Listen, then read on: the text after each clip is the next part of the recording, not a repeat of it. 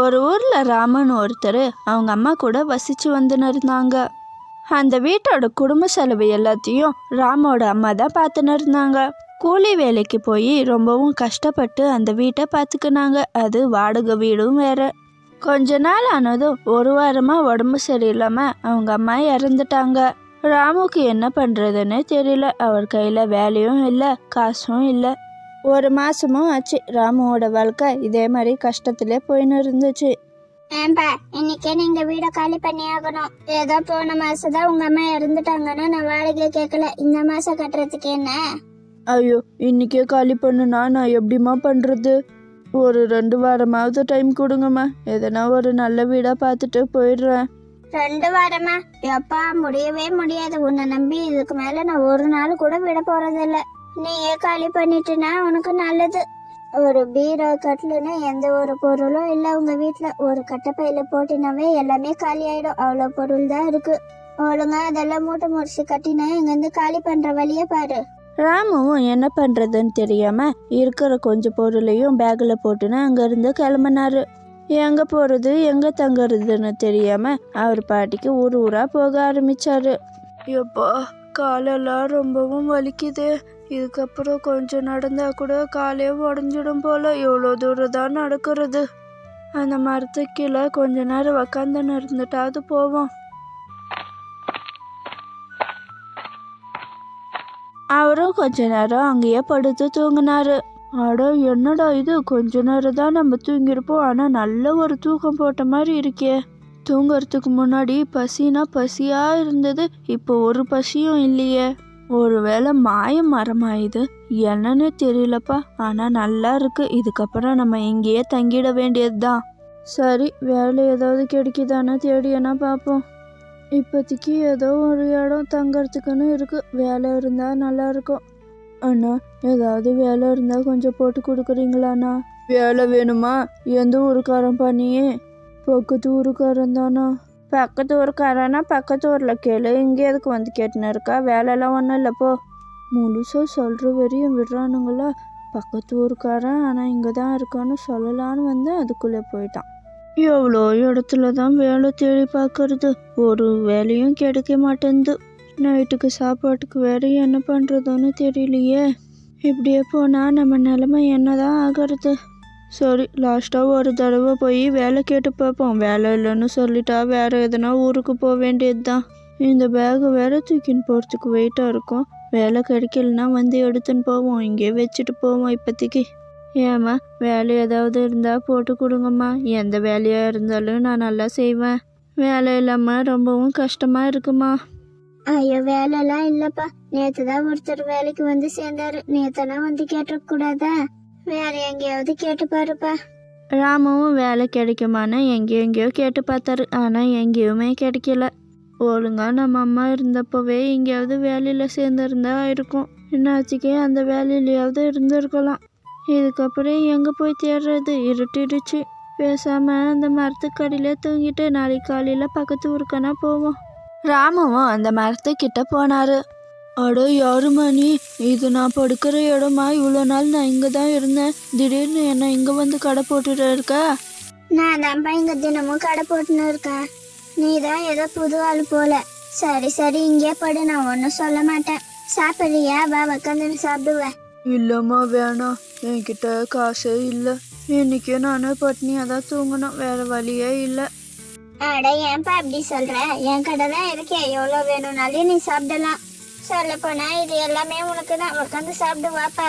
காசெல்லாம் ஒன்றும் தராதப்பா. நீ சாப்பிட்டுட்டு இங்க நல்ல நிம்மதியா தூங்க, அதுவே போதும் எனக்கு.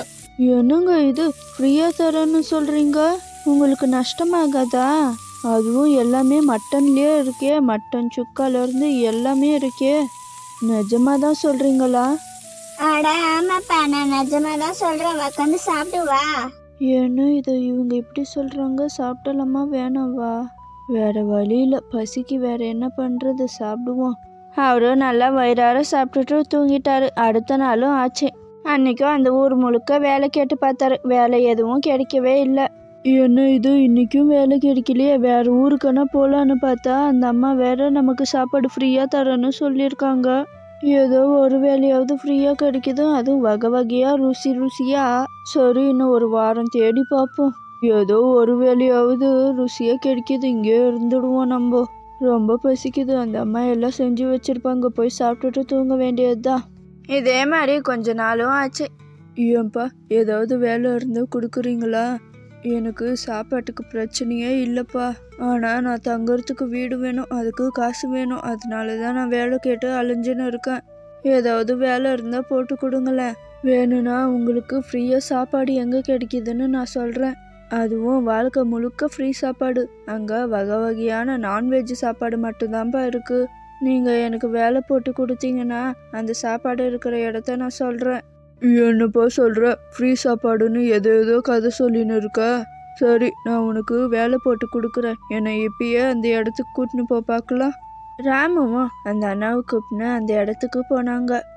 ஆடு, என்னப்பா இந்த இடத்துக்கு கூட்டின்னு வந்திருக்கா? சீக்கிரமா இங்கேருந்து போகலாம், வாப்பா. ஆடு, என்னப்பா நீ அந்த இடத்துக்கு கூட்டின்னு போயிருக்க? அந்த இடம் என்ன இடம்னு உனக்கு தெரியுமா? முதல்ல கொஞ்சம் வருஷத்துக்கு முன்னாடி அந்த மரத்தில் தூக்கு போட்டு ஒரு பொண்ணு இறந்துட்டாப்பா. முதல்லலாம் அந்த மரத்துக்கிட்ட யாரானா போனாலே ஒரே தொல்லை பண்ணினே இருக்கும் அந்த பொண்ணு. என் கூடவே இருங்க எனக்கு பயமாக இருக்குன்னு தொல்லை பண்ணுவாங்கப்பா. அப்பத்துலேருந்து ஒரு 5 வருஷம் ஆச்சு. இது வரைக்கும் யாருமே அந்த மரத்துக்கிட்ட போனதே இல்லை, போகிறதும் இல்லை. நீ என்னடானா அங்கே ஃப்ரீயாக சாப்பாடு கிடைக்குதுன்னுலாம் சொல்லின்னு இருக்க. அட, என்னப்பா நீ கதையாக சொல்லின்னு இருக்க? அப்படியெல்லாம் ஒன்றும் இல்லையே. அங்கே ஒரு அம்மா கடை வச்சுன்னு இருக்காங்க, அவங்க ஃப்ரீயாக சாப்பாடு கொடுக்குறாங்க, அவ்வளோதான்ப்பா. நான் இப்போ கொஞ்ச நாளாகவே அங்கே தான் தங்கின்னு இருக்கேன். யாரும் என்னை அப்படி தொல்லலாம் பண்ணலையே. கடைலாம் வேறு வச்சுன்னு இருக்காங்களா? சரி, கடை வச்சுன்னு இருக்காங்கன்னு சொல்கிறியா? யாரன்னா வாங்குறதுக்கு ஆளுங்க வராங்களா? அட ஆமாப்பா, இது வரைக்கும் நான் ஒரு ஆளை கூட பார்த்தது இல்லையே. யாரும் வாங்குறதுக்கெல்லாம் வந்ததே இல்லையப்பா. அப்போ கண்டிப்பாக அது பேய்தான்ப்பா. நீ தான் பெரிய தைரியசாலாச்சே. சரி, இன்னைக்கு அந்த பொண்ணோட பேர் என்னன்னு கேட்டுப்பாரு. அந்த பொண்ணு மட்டும் அதோட பேர் மோகினின்னு சொல்லிச்சு, அது கண்டிப்பாக பேயாக தான் இருக்கும். அட, என்னப்பா இது இப்படி பயமுறுத்தின்னு இருக்கீங்க? ஆனால் அந்த அம்மாவை பார்க்கறதுக்கு பேய் மாதிரியெல்லாம் இல்லை, சாதாரண மனுஷங்க மாதிரி தான் இருக்காங்க. ஆனால் நீ சொல்கிறதும் கொஞ்சம் மேட்ச் ஆகுது. இன்னைக்கு பேர் கேட்டு பார்க்குறேன் இரு. அந்த கடையில் வாங்குறதுக்கு யாரும் வர்றதே இல்லை, ஆனால் அவங்க செஞ்சுனே இருக்காங்க. யாருக்கு தான் செய்கிறாங்க, யாருக்கு தான் விற்கிறாங்கன்னே தெரியறதில்ல. நானும் சாப்பிட்டதும் நல்லா தூங்கிடுறேன். அது எப்படி தான் தூக்கம் வருதோ எனக்கும் தெரியல. இன்னைக்கு எப்படியானா பார்க்கணும், யாருக்கு தான் சமையல் பண்ணுறாங்க, சமையல் பண்ணிட்டு எங்கே தான் போகிறாங்கன்னு. நீயும் வேணும்னா வரியாப்பா அந்த கடைக்கிட்ட? ஐயோப்பா, ஆளு விட்ற சாமி, உனக்கு வேலை தந்தது போதும், இந்த பேய் கதையை சொன்னது போதும். நாளிலிருந்து உயிரோடு இருந்தினா வேணும்னா கடைக்கு வா வேலைக்கு. நான் வரேன்டா எப்பா சாமி. அன்னைக்கு நைட்டும் ஆச்சு. ராமு வழக்கு போல சாப்பிட்றதுக்கு அங்கே போனாரு. என்னப்பா இன்னைக்கு ரொம்ப லேட்டா வர? ஏதாவது வேலை கீழே கிடைச்சிருச்சா என்ன? ரொம்ப வேலையா இன்னைக்கு? ஏதோ ஒரு எடுபுடி வேலை தாம்மா கிடைச்சிருக்கு இப்போதைக்கு. நாளைக்கு வேற சீக்கிரமா போகணும். சரி வாப்பா, உட்காந்து சாப்பிட்டு வா, எல்லாம் ரெடியா இருக்கு. பேர் கேட்கலாமா வேணாவா? என்ன பண்றது, ஒரே பயமா இருக்கே. சரி, கேட்டுதான் பார்ப்போம். ஆமா, உங்க பேரு என்ன? மோகினியா? ஆமா, என் பேரு மோகினி தான். உங்களுக்கு யாரு சொன்னது? ஏன் இப்போ இவ்வளோ கோவமா பேசுறீங்க? நீங்க ஒரு பேய் தானே, எனக்கு இந்த ஊர் மக்கள் சொன்னாங்க. உனக்கு எல்லாம் தெரிஞ்சிடுச்சா? தெரிஞ்சு இங்கிருந்து போகாம இருக்கணும். நான் கண்டிப்பா இங்கிருந்து தப்பிக்க போறேன்னு அர்த்தம். ஆமா, நான் ஒரு பேய் தான். என்ன நடந்ததுன்னு சொல்றேன் கேளு. நான் இறந்து கொஞ்ச நாள்லயே ஒரு மந்திரவாதி எனக்கு ஒரு வழிய போட்டுட்டான். என்னால இந்த மரத்தை விட்டு எங்கேயும் போகவே முடியாது. அதுவும் பகல் டைம்ல சுத்தமா யாருக்கனுக்குமே தெரிய மாட்டேன். நைட் டைம்ல இந்த பக்கம் இந்த ஊர் மக்கள் எல்லாம் வந்துன்னு இருப்பாங்க. அவங்கள கொஞ்சம் ஹெல்ப்புக்கு கூப்பிட்டா கூட யாருமே மதிக்க மாட்டாங்க. எல்லாரும் பயந்துன்னு ஓடிடுவாங்க. நான் ஏதோ அவங்கள தொல்லை பண்றதா அவங்க நினைச்சுப்பாங்க. இவங்க கிட்ட எல்லாம் சொல்லி புரிய வைக்க முடியாதுன்னு நானும் பல வருஷமா இங்கேதான் இருக்கேன். அப்பதான் எப்படியோ என்னை காப்பாத்துறதுக்குன்னே நீ வந்த முதல் நாள்ல பேய நான் உன் கண்ணுக்கு தெரிஞ்சு பேசினா அவ்வளவுதான், நீயும் பதறி வச்சு ஓடி போயிட்டு இருப்ப. அதனாலதான் ஒரு பொண்ணு மாதிரி வேஷம் போட்டுன்னு உன்கிட்ட பேசின்னு இருந்தேன்.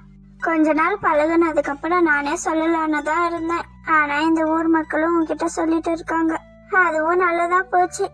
நான் இங்க இருந்து தப்பிக்கிறதுக்கு எனக்கு உதவி பண்ணுவியா? உன்னை பார்த்தா நல்ல பேய் மாதிரி தான் இருக்கு. சரி, நான் உனக்கு உதவி பண்றேன்னு வச்சுக்கோ. எனக்கு நீ என்ன உதவி பண்ணுவ? இவ்வளோ நாள் உனக்கு ஃப்ரீயா சாப்பாடு போட்டதே பெருசு, இதுல வேற உதவி வேற வேணுமா? சரி சரி, இந்த இடத்துல உனக்குன்னு ஒரு சின்ன குடிசையா போட்டு கொடுத்துடுவேன். வீடு மட்டும் தான் நான் கொடுப்பேன், வேலையெல்லாம் நீயே தேடி இதுக்கப்புறம் பொழைச்சிக்கோ. ஓ, இது கூட நல்ல ஐடியாவாக தான் இருக்கே. சரி சரி, எனக்கு வீடு மட்டுமே போதும், வேலையெல்லாம் நான் பார்த்துக்கிறேன். சரி, நீ இங்கேருந்து போனோன்னா என்ன பண்ணணும், எப்படி தப்பிக்கிறது? முதல்ல இங்க இருந்து ஒரு கிலோமீட்டர் தூரம் போ. அங்க ஒரு பெரிய கோயில் இருக்கும். அந்த கோயிலுக்கு போய் நைட்டு 1 மணிக்கு 3 தடவை பெல் அடிக்கணும். 3 தடவை பெல் அடிச்சதும் நான் இங்க இருந்து இந்த ஊருக்குள்ள எங்க வேணா போலாம். ஆனா நான் முழுசா தப்பிக்கணும்னா என் கூடவே இந்த ஊர் எல்லை வரையும் என்னை வந்து நீ விடணும். 2 மணிக்குள்ளேயே பெல்லும் அடிச்சு இந்த ஊர் எல்லைக்கு வெளியே என்னை விட்டுட்டுனா நான் ஃபுல்லா ஃப்ரீ ஆயிடுவேன். இதை மட்டும் எனக்காக பண்ணு. அந்த பேய் சொன்ன மாதிரி ராமு நைட்டு 1 மணிக்கு போய் பெல் அடித்தாங்க. அந்த பேயும் அந்த கோயில்கிட்ட வந்துடுச்சு. அதுக்கப்புறம் 2 பேரும் ஊர் எல்லைக்கிட்ட போனாங்க. எனக்கு உதவி பண்ணதுக்கு ரொம்பவும் நன்றி. இந்த உதவியை நான் எப்பயும் மறக்கவே மாட்டேன். நன்றியெல்லாம் எதுக்கு, எனக்கு வீடு கொடுத்துருக்கீங்களே அதுக்கு தான் நான் உங்களுக்கு நன்றி சொல்லணும். இதுக்கப்புறம் எந்த ஒரு பிரச்சனையாக இருந்தாலையும் என்கிட்ட வாங்க, நான் உங்களுக்கு உதவி பண்ணுறேன். அதுக்கப்புறம் அந்த பேயும் அங்கேருந்து ரொம்பவும் சந்தோஷமாக போச்சு. ராமுவும் ரொம்பவும் சந்தோஷமாக அவங்க வாழ்க்கையை வாழ ஆரம்பித்தாங்க. அந்த கோயிலுக்கு போய் எத்தனை தடவை பெல் அடிக்கணும்னு அந்த பேய் சொல்லிச்சுன்னு உங்களுக்கு தெரிஞ்சால் கமெண்ட்டில் சொல்லுங்கள்.